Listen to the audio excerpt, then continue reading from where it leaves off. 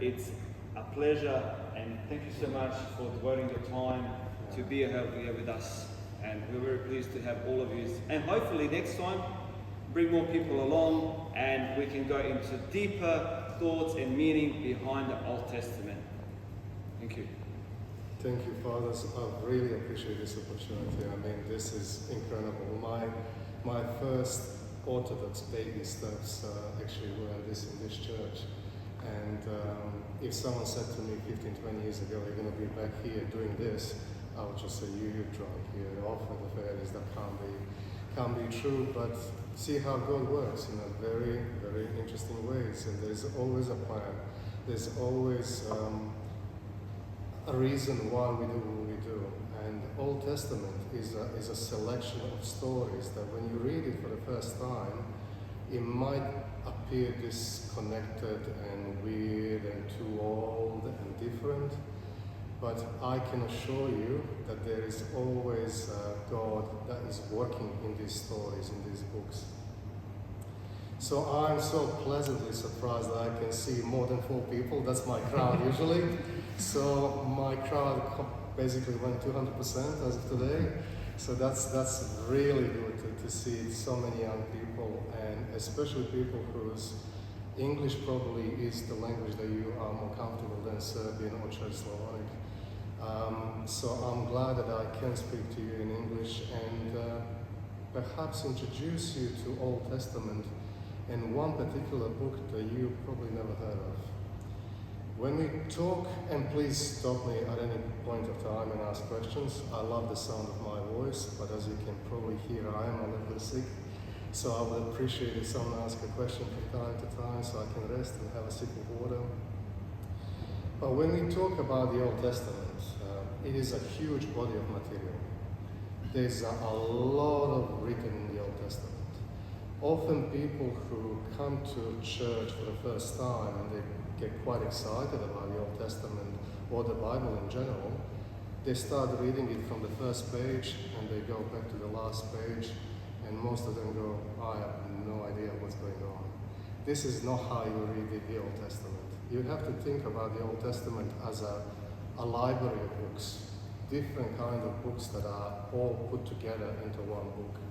So before you pick up a book of Genesis and you start reading it, you need to understand what it is all about. Similar when you go to library, any library in Adelaide, you have a section that's crime, you have a section that is about science fiction, you have a section that's about current affairs and politics. And the moment you pick that kind of book, politics, you know where you're going to find. Similar in the Old Testament, there are different kinds of books, like prophetic books, books about history of the Old Testament and Israelites, psalms that are songs. So that means that you need to understand what you're reading before you start reading it. I mean, if you didn't understand what science fiction is and you read about people and aliens and you think it's real, but it's obviously a story, it's a different story. So very similar with the Old Testament, it's a collection of many different books. Now, we often criticize our Protestant brothers and sisters, and we say, you know, we are, or they are so about the Bible, but they don't have the tradition as we do. They only have this book, but they know it inside out. So my challenge to you guys is, you are very young, you are the future of this church. I won't be here in 50, 60, 70 years, you will. You need to understand this book. There's so much blood in this book. There's so many people who died for this book. And because it's, you know, easily printed these days, we kind of disregard it. We know that it's a Bible. You might spend some time reading the New Testament, but rarely people read the Old Testament. You can't understand one without the other. You have to have a grasp, at least a basic grasp, knowledge of the Old Testament to properly understand the New Testament. Often in our liturgical life, and I'm glad to see you, this many, coming to our Vesper service, because these are the services when you hear about the New Old Testament. This is when we read it a lot more. Usually if you come on Sundays only, you don't read Old Testament apart from Psalms. that we use in our liturgies, but all the other services that we have in our church are full of Old Testament passages. Even today, if you came to church this morning, there was and the epistle was talking about Abraham and Melchizedek. Now these are the names that, if you don't know the Old Testament, you won't have a clue what it is. So if you don't understand it, you're going to miss a lot. You will miss a lot of what Christ is talking about. So when I use that analogy of a library with a lot of different books inside, all of these books point to something, and they point to one thing, and that's Christ.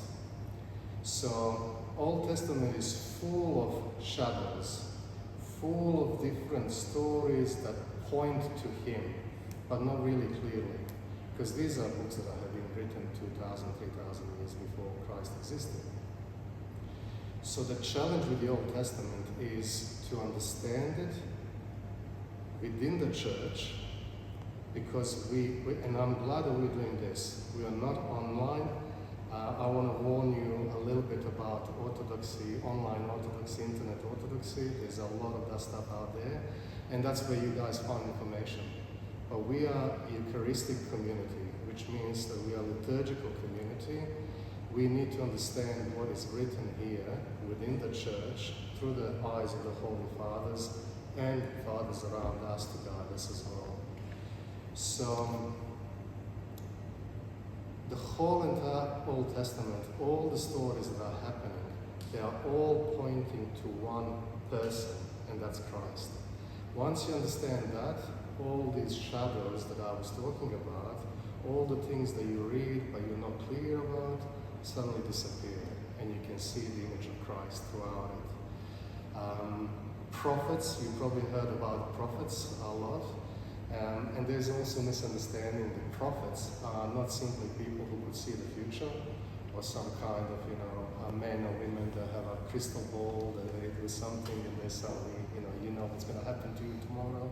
It's not about that. It's about, again, predicting that the Messiah, the King of the Kings, will come at one point of time. And some predictions around Christ and that He will come and what will happen to Him are so accurate and have been predicted, 600-700 years before Christ was born. So the beauty of Old Testament is something that I want to share with you tonight in one particular book, which is the book of Tobit. Did anyone hear about the book? There's one there. He didn't have a choice, he had to hear it. Now, can someone tell me, do you know the difference between the Orthodox canon and Protestant and Catholic canon, as in number of books that they have comparing to the number of books of the Old Testament that we have?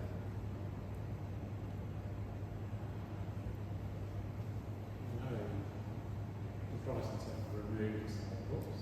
Yep, they did remove some books. Do you know which couple of books that you can think of? Sorry, Karen. I don't know how to say it, the words. I don't know. All right. I can't remember. Yeah. Haven't they removed a few pages from some books as well? Yeah, absolutely. So this is again where we, as Orthodox Christians, we need to understand and know what we believe in. For 1,500 years, since before Christ was born, there was a translation of Hebrew Old Testament into Greek, which is called Septuagint, and that very translation is the translation that we use to this day, Orthodox Church. And that particular translation contains a number of books that later on have been removed by Martin Luther, Protestant theologian, who one day came after 1,000 and probably 700 years or more, and just said, I'm just going to put these books on a side, at the back of the Bible. If we continue another 100 or 200 years, Protestants stopped completely printing off those books in their Bibles. Unfortunately, as a result, even in the Serbian version, Danijel, one of our linguist who translated the Old Testament into Serbian, he used German translation and never translated those books. Later on, I think it was Vladika Athanasia and Vladika Amfilohije who actually did the translation. Both of them translated those books, and we have it now in our Bible as well. But how interesting that the books that have been accepted by the apostles, Christ himself, all the church fathers for 1,500 years suddenly get removed. And even we Orthodox people start forgetting about this. So one of those books is the book of Tobit that I mentioned. And there are others. There is a book of Judith, the wisdom of Solomon, the book of Sirach, Baruch, the letters to Jeremiah, a very interesting prayer of Manasseh, 1st, 2nd, 3rd, and 4th Maccabees, and there were additions to the book of Danijel, the book of Esther, and 1st and 2nd Ezra. So you can see that there's a significant portion of material here that's quite important that we don't know about.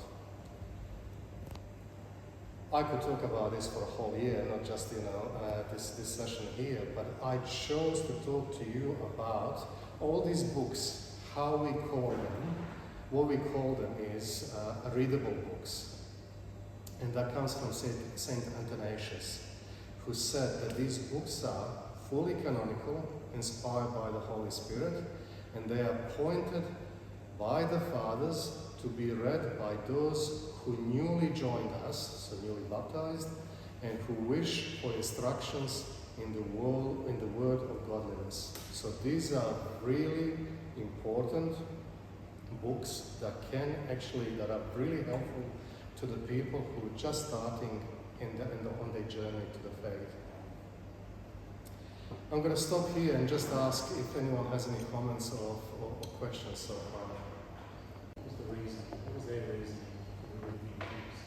It's a really good question. So, for some reason, I'm not sure why, Martin Luther wanted to align his version of the Old Testament with the Hebrew version of the Old Testament. So the Hebrew scholars, Jewish scholars, around the 10th century after Christ was born, so 1,000 years after, decided to have a look and finalize their canon of the Jewish Hebrew texts. And a couple of criteria that they had was that the text had to be written either in Hebrew or another dialect called Aramaic. And if the books haven't been written in those two languages, they weren't good enough for the Jewish scholars. Hence, most of these other books have been written in Greek and therefore didn't qualify. Even though the whole entire Jewish world at that time, so Septuagint as a version was put together 200 years before Christ was born, and was used for 200 years and another 1,000 years after that. But for whatever reason, they decided that they will get rid of all these other books that they thought weren't good enough. For us, obviously, they have always been part of our Bible. So often what you're going to hear from Protestant churches and people from Protestant background is they're called Apocrypha. I would discourage the use of that word because it means something that's hidden, something that's not genuine. These are books that are inspired by the Holy Spirit. They are part of our canon. Or the Catholics would call it deuterocanonical, which means second canon, as in not really first, but a second, second place. So the really good question why, but that's the short answer. There's more nuances, I'm sure, to it. So let me tell you about a really exciting book, which is called the Book of Tobit. This is the book that makes me laugh and makes me cry still. And it's full of dark humor, and I'll kind of tell you a little bit about the story since nobody read it apart from Luca. It is easy read, a book that's easily read. So there's a clear structure, you have characters, you have a couple of plot lines that you can follow. But it's also a book full of beautiful theology, really important theology. The biggest question tonight is, why are we sitting here? Why is Daniel talking about this ancient book that is, 2,000, 3,000 years old? How is this going to help you tonight? How is this going to help you tomorrow? And I'm hoping that illustrating some couple of things in this book and making a couple of parallels will show you that this is eternal word of God. This has a meaning even to us today. Tomorrow we're going to continue with our lives. It's Monday, it's not Sunday. It's easy to be a Christian on Sunday, but how do we continue being Christians on Monday and Tuesday and Wednesday and so on and so forth? So the Bible has to be relevant to us, otherwise there's no point sitting here. So that's why we need to do it within the church, not on the internet, internet orthodoxy, sitting somewhere at home and checking the YouTube videos until cows come home. We have to be present in our liturgical life, attending our liturgies, all our services, and then do what we do now. So, beautiful theology in this book. There's a lot of prayers, and I was thinking when fathers asked me to do this, because the Old Testament, obviously, it's a huge body of material. How do I do it? What do I do? So I thought we're in the middle of the fast, so we're halfway through. I know that I'm struggling. I'll probably kill for a piece of cheese right now. So I think we need to talk about fasting. I would love to talk about almsgiving, which is something that we don't often mention very often. I would like to talk to you about, what was the other thing that I wanted to have a chat with you? Losing the train of thought. Just bear with me for a second. Fasting, praying, almsgiving, and how those three things will lead us to become better men and women. How can we become more holy? The whole purpose of our life is to pray to God. That's one thing. We are liturgical beings, and to become as holy as He is holy. So that's pretty hard. But it can be done if we pray, if we give almsgivings, if we fast. Those are three things that can help us achieve that. So, let me tell you about this entertaining plot in the book. So we have two families in the book, two separate families. So there is Tobit, who is the dad, his wife Anna, and they have a son called Tobias. So there's Tobit, the dad, Tobias is the son, just to confuse things. And they live in one particular city. In a nearby city, there's another family, which consists also of a father, Raguel, his wife Edna, and they have a daughter called Sarah. So two different families. Hey Susan, come in. You have two different families that are connected by blood, but they're completely there's no communication at this stage. So Tobit is an older man who came as a refugee from northern kingdom of Israel, and he was taken by force by Assyrians and sent to this new country, where he found himself as a refugee, as a forcibly removed person. So again, many of us sitting here, we are refugees as well. We came to this country, potentially not by our free will, but because we have to. So there's already some parallels there as we continue with the story. So Tobit is brand new to this country. He has to learn the language, he has to find a job, he has to provide for his family. He has a wife, he has a child, Tobias. He starts progressing very quickly in the court of the king. He becomes really important. But he's also a very righteous person. So he fasts. He doesn't eat the food of the Gentiles or the food that are prepared by non-Jewish people. So fast is already starting to be prominent. Second thing that he says, that he has been given almsgiving. He's a very charitable person. So what was happening at this stage in the book is that the king was very vengeful, and he was killing Jewish people and just throwing the bodies outside the city.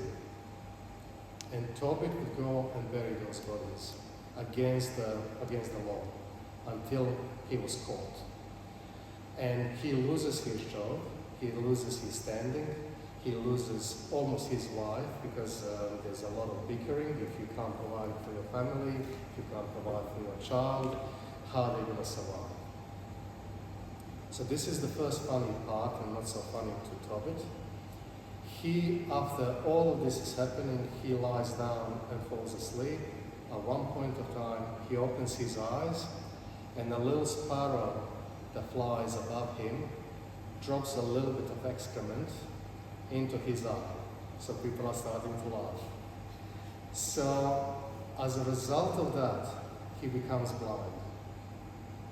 And then again, he can't provide for his family. He can't find a job. He is destitute. At this point of time, and this is another really important part why I think this book, Old Testament in general, is still so relevant. So this is the first character in the book that is so desperate. His life was perfect. He did everything what he was supposed to do. He was righteous, he was fasting, he was giving alms, he was doing everything what God commanded him. He even went to Jerusalem to celebrate all the big feasts, and then even gave 3 times more money to the temple than anyone else. And yet, misfortune befalls him. My challenge to you, think about your lives. Think about when things don't go exactly how they're supposed to go, or you hoped they're going to go. So he starts to lose pretty much everything from that point of time. He is blind, he can't work. His wife now needs to start working.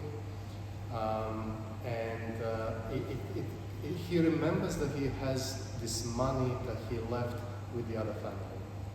What I was about to say to you, and then I forgot for a second, is that he's so desperate that at one point of time, he's praying to God to die. Like, I'm done, I can't do this anymore.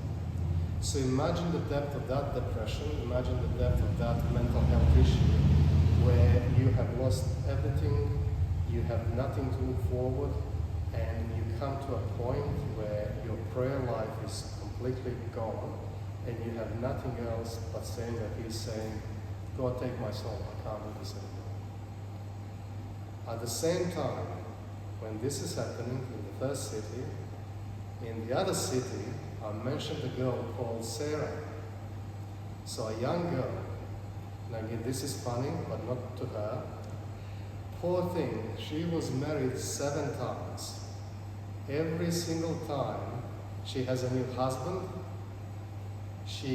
they go to their room for the first night, and there is a demon that is just obsessed with this girl, Sarah, and he kills every single husband, one after another. So imagine again, for that time, for a woman to be alone, it was a death sentence. If you don't have a husband to provide for you, it's going to be really hard. So imagine how she feels. She finds a husband, she brings him home, there's a wedding, he dies. Parents find another one, they start all over again, he dies. So her dad already knows this, he's already digging the grave at the back of the house because he knows what's going to happen. I mean, this is, again, it's dark humor, but I promise you there's a beautiful, deep theology in all this. So Sarah, completely desperate, she's made fun by other people, other women, saying, this is your fault, it must be you, you did something wrong. How can you lose 7 husbands, one after another? So she finds herself in the room by herself, crying to God, and the text actually says, I wish you guys, maybe next time bring the Bible so we can actually have a look together. But at one point of time, text says that she went to Rome with the idea to hang herself. Like, she's done, she can't continue. But then she says something beautiful.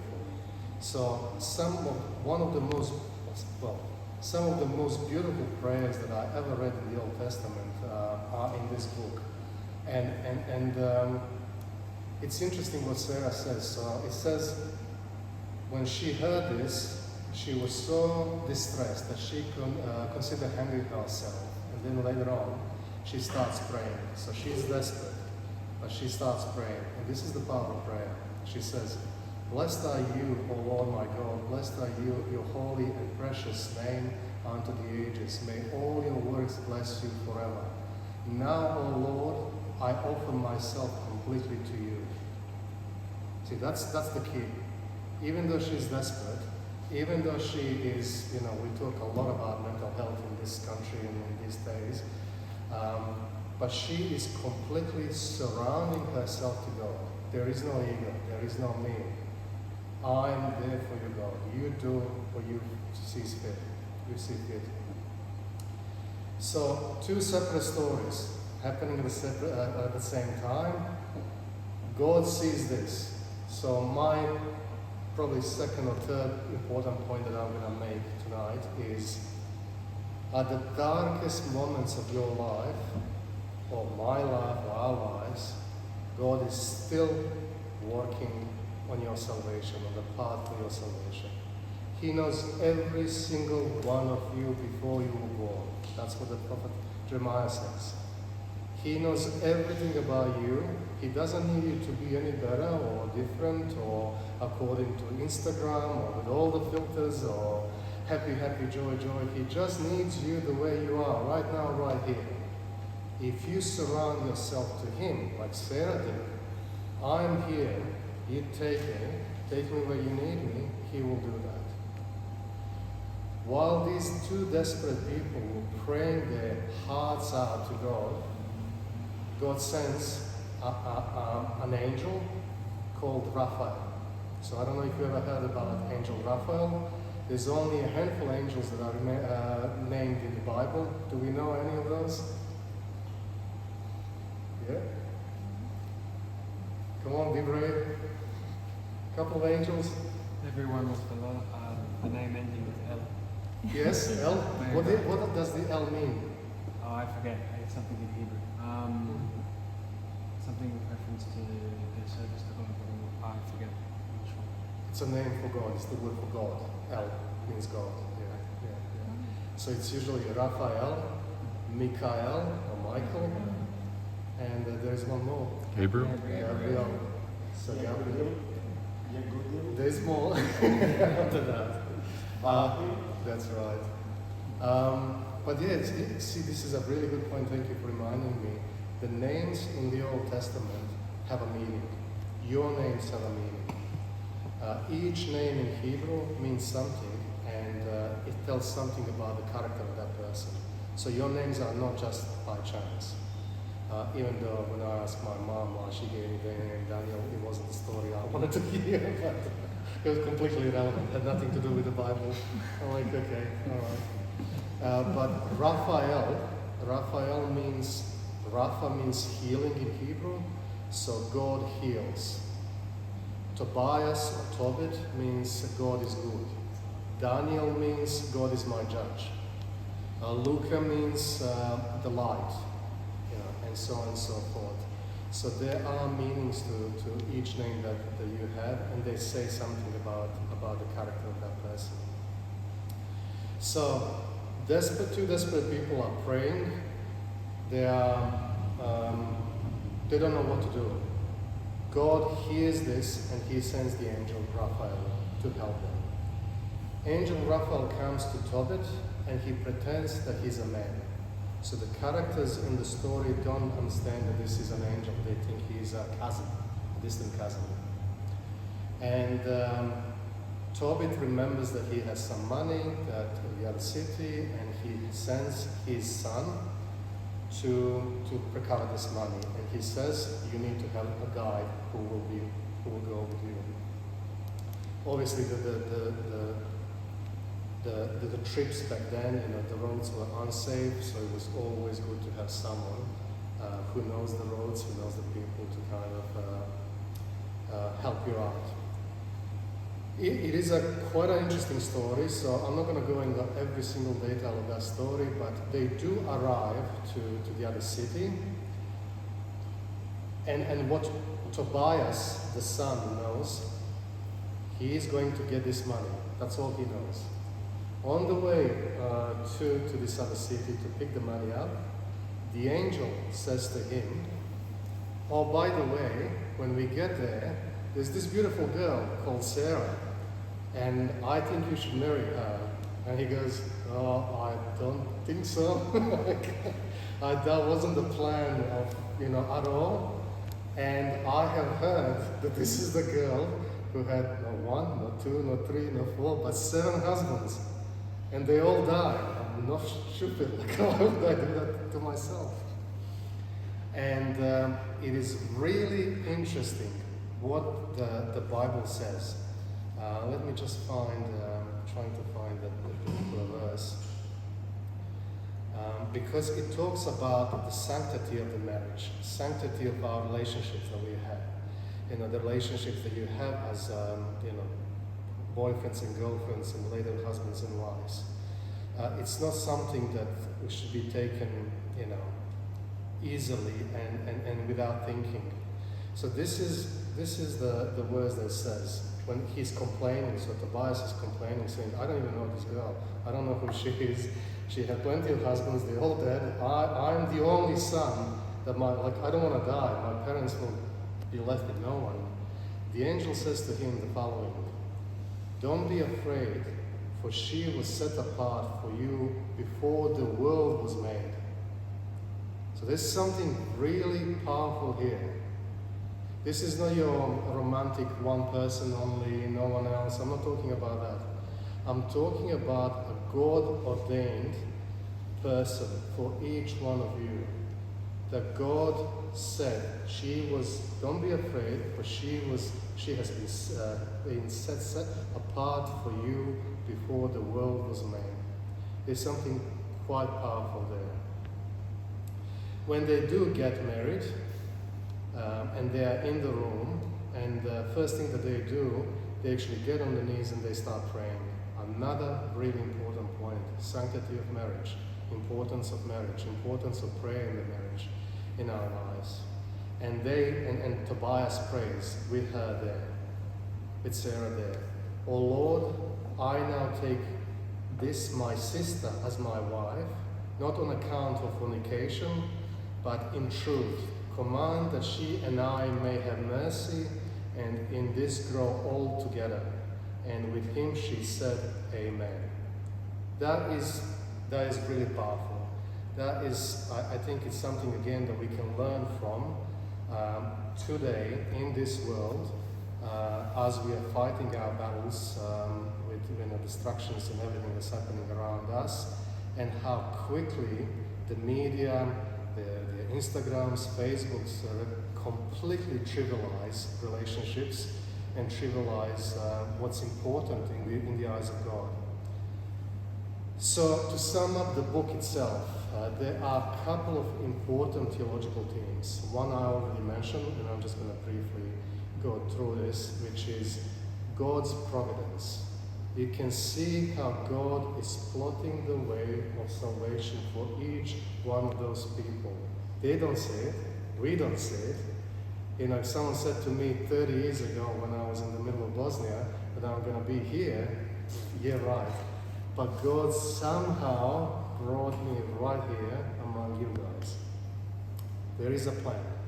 There is God is listening. Second thing that this book, and I often call this book, the book of Tobit, one of the most orthodox Old Testament books. It talks about the role of angels, which I just mentioned, Raphael. Each one of you, once you're baptized, you get your personal angel. We forget about that. Or we kind of go, "Oh yeah, it's a nice story," or it's a nice idea, or yeah, but somehow we're more fascinated about demons. We actually speak more about demons in the media, among ourselves, than about our angels, our angel protectors. We constantly pray so that we are guided and guided by their array. These are the angels that are surrounding us. So when you do your prayers, pray to the angels as well. This book talks a lot about prayer, importance of prayer. Everybody prays in this book. Tobit, Sarah, Tobias, everyone else. Fasting, as I said, also important, and it's popping up from very first couple of verses until the end of the book. Righteousness, this sense of holiness, how to become the best person you can be. Not for the Instagram, not for the people out there who will give you likes, but in the eyes of God. How can I be the best I can be in the eyes of God? And then the third or sixth point that I'm making is this book is really strong about the importance of family relationships. So these relationships are really important in this book. So, importance of prayer. What does the book says? I wish you guys have a Bible. If you do, on your phone, or if you have a book with you, that's fine. But I do have a couple of things I want to read as well. So we talked how Tobit and Sarah prayed about, so desperate they prayed to die. But then, those prayers become more and more powerful and more fulfilling. And a couple of verses that I can share with you, the book talks about, it says, prayer is good with fasting. So we talked about a couple of things that we're going to talk about, fasting, almsgiving, and prayer. So it says, prayer is good with fasting, almsgiving, and righteousness. A few prayers with righteousness are better than many with wrongdoing. So that's one verse, and then it continues later on. This is important as well. This is the angel Raphael, when he actually says to them, towards the end of the book, I am the angel Raphael, he says, now when you and your daughter-in-law Sarah prayed, I brought the remembrance of your prayers before the Holy One. So what this verse is saying is, the moment those two people were praying, angel took those prayers in front of God himself. Another way of speaking about God in the Old Testament is the Holy One. He's the Holy One. So you can think about a prayer as a spiritual manifestation of worship. That's how you can kind of think about prayer. So now I want to move from Old Testament quickly to two quotes from two different Holy Fathers. For us as Orthodox Christians, if you see a person sitting like I'm here and keeps telling you, this is what I think and this is how it is, run from that person. Run away as quickly as you can. In the Orthodox Church, there is no what Daniel thinks. There is no what Father Miller thinks. There is what Church says and what the Church Fathers are saying. So we need to be really careful not to come up with our own ideas or our own understanding of scriptures, because it's so easy. I can read you now a verse, and there's 15 of us here. Everyone's going to have a different understanding of that verse. So that's why we need to have Holy Fathers constantly thinking and learning what they were saying about prayer, about almsgiving. So I will give you two quick quotes about prayer. So first one is St. John Chrysostom, who says, prayer without almsgiving is weak. Almsgiving without prayer is empty. Fasting without both is useless. So again, think about it. He's connecting all three, prayer, almsgiving, and fasting. So you have to have these three things. We're in the middle of the fast. It is quite challenging, halfway through, a little bit more than that. But please don't keep it just as, thinking about food. It's not a diet. It's not about losing kilos. It's not about looking good. It's about something very different. I will tell you what the Church Fathers say when they talk about fast. So that was John Chrysostom, St. John Chrysostom. One of my favorite saints of all times, and I wish you guys, if you find anything written by Saint Justin Popovic, Serbian saint, please read it. He is the most eminent theologian of 20th and 21st century, I think, Orthodox theologian that I know of. Profound stuff, how he puts complex theology in a very simple language so people can understand.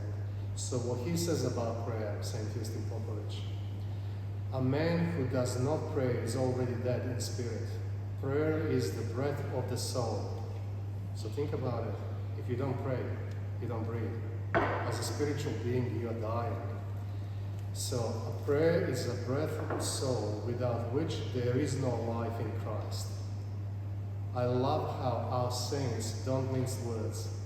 They're not going to tell you, oh, you'll be alright, all you need is love, everything's going to be okay. No. What he's saying is, if you don't pray, there is no life in you. Prayer is like a breath, spiritual breath. Every single time, even if it is 5 seconds, 5 minutes, hopefully, 10 minutes next time, it is a connection that you're forging with the Creator of the universe. This is not an imaginary Santa Claus figure that we have or may have been brought up like since we were little. We're talking about Creator of the universe who wants to be in communion with us. One way to be in communion with Him is through prayer. There's a lot about almsgiving in this book, a lot, and it says it did much. Sorry, I'll skip that because there's more powerful parts. Do almsgiving from your possession to all who do righteous. Let me just find it. Listen to this. It is better to do almsgiving than to lay up gold.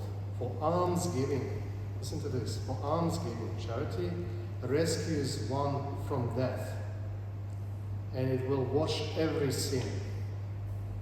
How powerful is that? So being charitable, it's not an optional thing. It's not something that we just do because we think someone says it's a good thing or morally a good thing. This book is saying that it's the essence of what we should be doing. It actually can save us from death and will wash every sin. Those who do almsgiving and are righteous will be full of life. It's really powerful. So when you think about prayer is one thing, we need to pray to be connected with God. And that's the spiritual manifestation of our worship. Almsgiving, charity, is the physical manifestation of our worship. So you got to do both. So we spend a lot of time talking about fasting in the fast period, but we need to talk about 3 things: prayer, almsgiving, fast. So what the church fathers say about fasting, almsgiving. This is about fast and almsgiving. The first one by John Chrysostom again, St. John Chrysostom. If you fast without giving alms, your fast is in vain. Another one of his quotes: almsgiving delivers from death and purges away every sin. So the St. John Chrysostom quotes the book of Tobit extensively, that particular passage. Church fathers talk around 324 times referencing the book of Tobit. This is the story that was well known to them, and they found it quite profound, and they quote a lot from that book. What St. Justin Popovich says: almsgiving is not merely giving material goods, but offering oneself to God and neighbor. The greatest almsgiving is love, for love alone saves the world. So when you give love, that's your, you've got nothing else, that's the greatest almsgiving you can think of. So again, think about how you can, do these things differently as of tonight. We talked about prayer, we talked about almsgiving. I'm going to show you we're almost to the end, so just bear with me a little bit more. Fasting again, there's a lot of talk about fast, even in the non-Orthodox circles.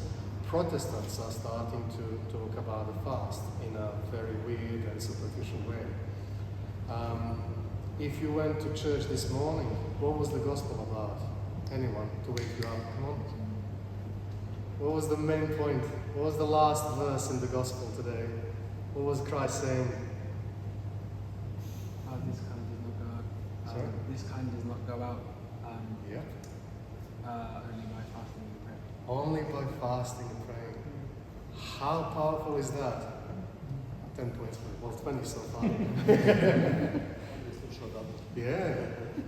See, fasting is, throughout the Old Testament there are people fasting, but it's usually a sign of remorse or something happening to that person's life, so they're fasting. But Christ elevates fasting to a whole new level. This is a weapon. This is like nuclear weapon. Think about fast as a nuclear weapon. This kind of demon, and I didn't have time to talk to you about the demon that was plaguing Sarah, and his name, he's called Asmodeus. This demon that was killing all his husbands, that later on Tobias gets rid of him, and the angels take the demon and throw him into the desert. But fast is so powerful that can actually destroy the demons, invisible and invisible forces that try to do us harm. So, fasting in book of Tobit. I talked to you how Tobit was refraining from the food. Think about our context now. 21st century, we live in this non-Orthodox country. How do we fast? How do you fast when you go to uni or to work? You have colleagues who are not fasting. How do you remain Orthodox and true to your faith without compromising your values? That's what he has done. Some versions of the book talk about Sarah not eating or drinking for 3 days when she was praying. Tobias refrains from food completely before he gets married. And again, there's that sentence that says, prayer is good with fasting, almsgiving, and righteousness. So what St. John Chrysostom says about fasting. Do your fast, give me proof by your works. If you see a poor man, take pity. If you see an enemy, reconcile. If you see a friend gaining honor, do not envy. Let not only the mouth fast, but the eye, the ear, the hands, and all the members of your body. Saint Justin Popovich, true fasting is not just a renunciation of food, but the rejection of every sin and passion that separates man from God. And again, very powerful words. So, challenge for us in 21st century as Christians, and Orthodox Christians as a matter of fact, in this non-Orthodox country, is how do we become holy? How do we continue on the pathway of holiness? And this book again, and the Holy Fathers, teach us how to do that. So hopefully I'll share some of these things with you tonight. So prayer is first. Prayer connects us to God. Fasting purifies the soul. And then almsgiving, charity, brings us closer to God and to the others, to the community. If we do those three, we will become more holy. Now, I am aware of time, and I want to connect it sort of to the end. So, when I said to you, Christ is present in this book, it's probably a little bit hard to see how. So how is anyone brave enough to go, I can see bits of Christ here and there in this book, a little bit that I told you about the story. Anything that reminds you of Christ, anyone that reminds you of Christ.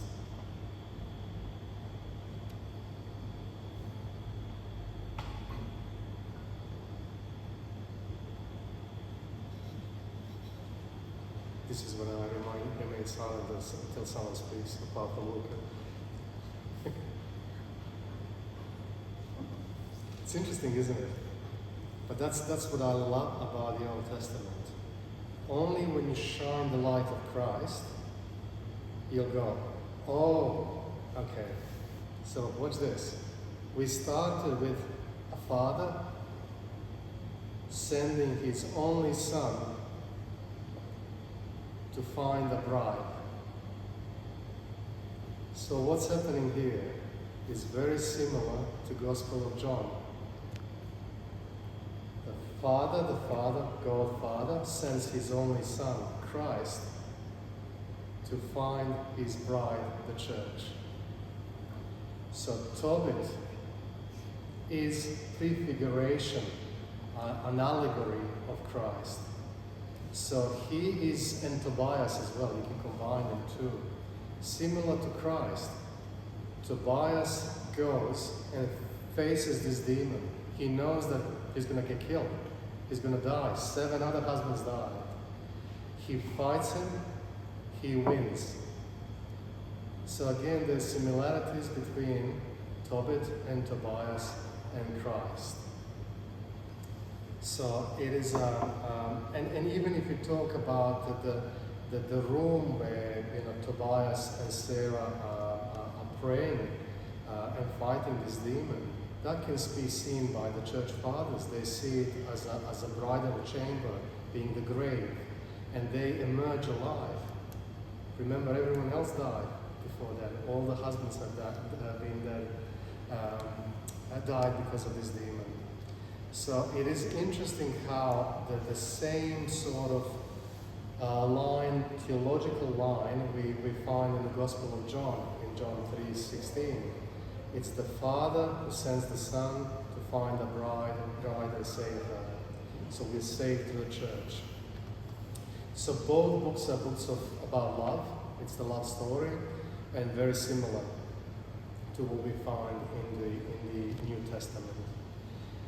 To finish up, I guess, Christ also talks heavily on those 3 things: prayer, almsgiving, and what was the other one? Righteousness, and one more. Fasting. Was in there. I'm tired as well. So check Matthew, Gospel of Matthew 6, 1:18. It talks about every single thing that we mentioned tonight. So my challenge to you, and this is the last 5 minutes, I guess. What can you do differently as of tonight when we talk about fasting?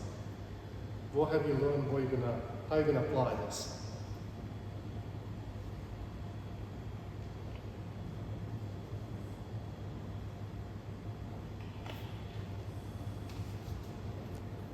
I think to sort of look at fasting as a process of transformation rather than, as you said, like a diet.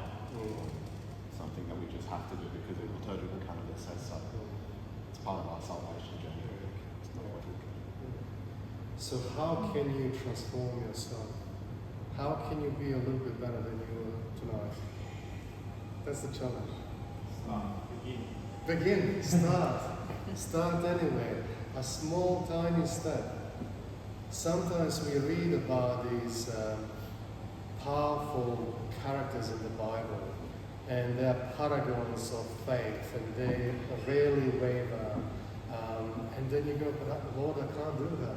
I'm not that strong. I am weak. What I say often is, when they ask monks, what do you do in those monasteries? That's like a retreat. You just go to a monastery, you do that thing. And one monk said, we get up, we fall down, we get up, we fall down, we get up, we fall down, and so on and so forth. I would actually add, sometimes we need to crawl. If you need to crawl, you keep crawling. And that's an important point. Remember when Sarah was at that point when she couldn't even see the future anymore, or Tobit was so desperate. The key is, as Father Johan was saying, even the tiny little 5 seconds of a prayer is all what God needs to hear. Just do it, even when it's hardest, especially when it's hardest. It's easy to pray when everything is okay. But think about his life. He had it all. He had it all. And then one day, everything disappeared. Many in this room came, as I said, to refugees to this country, and we all experienced having it all. One day, you lose everything, and you are suddenly here. it gets really tough to pray. It's get really tough to pray for young people to pray because this world, the whole entire world, is against you. It's trying to divert your attention from God. I never experienced what you guys are experiencing. Many of the church fathers are talking about your generation not experiencing martyrdom like the martyrs back in, year 100, 200, when they were thrown to the lions and, being pulled apart and killed. The martyrdom for you guys is sense of isolation, sense of not being loved, not knowing that you actually matter, that people love you, that you don't have to live to this unfeasible image on Instagrams and Facebooks, and that everything is happy, happy, joy, joy. That it's okay to be distraught and be sad and be, it's okay, it's fine. But then that you don't forget that God is there with you every step of the way. In the darkest moments of your life, He is there finding the way, plotting the way for your salvation. That's what He wants for you. So we talked about fasting. Now we're going to talk about, and a little bit about prayer. We mentioned that. So what about almsgiving? That's an interesting one. So what are we going to do about that? What does it mean? What can you do tomorrow, almsgiving wise?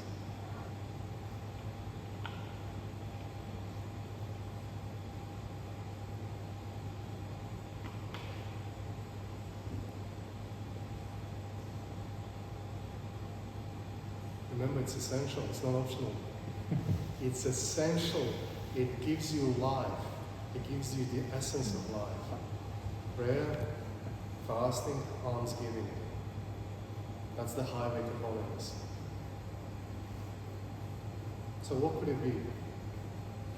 Is it simply about money? Is it simply giving stuff away? Is it more than that? You mentioned, church fathers mentioned that love was the greatest. Yeah. To give. Hardest thing is to give love. And especially when you have, and all of us, including me, especially in time of fast, we all get really digging our heels. Whatever that means for each one of us, it's different. But be vulnerable, be full of love, and then turn the other cheek. That's what it's supposed to be.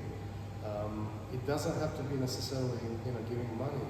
However, there are two books in the Old Testament, book of Ezra and book of Nehemiah, where there's a lot about building the churches, building, the community.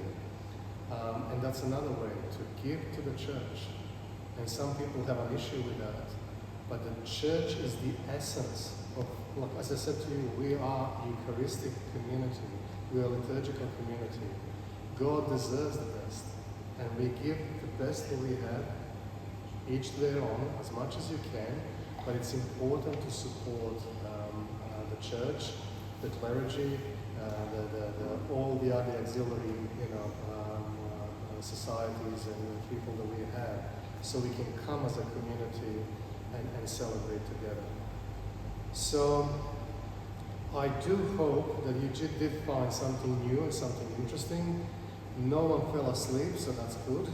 Usually, there's always one pretending that's not asleep. So that's really good. I will finish by saying again, I do teach Old Testament at St. Cyril and Methodius Orthodox Institute. We're based online. We are always looking for men and women, so we need women. Who saves our faith? Throughout history, it's the women, not the men. Men go and fight the wars and, kind of faith waver, but it's the women who actually keep our faith, our grandmas, our mothers. They somehow teach us the tenets of the faith. So within the Institute, we encourage all to come, and if you're happy to do a little bit deeper studying in the Orthodox theology, in the Old Testament, all the other subjects, New Testament, on a sort of more high level, please let me know. find us on internet as well, and we can talk about it.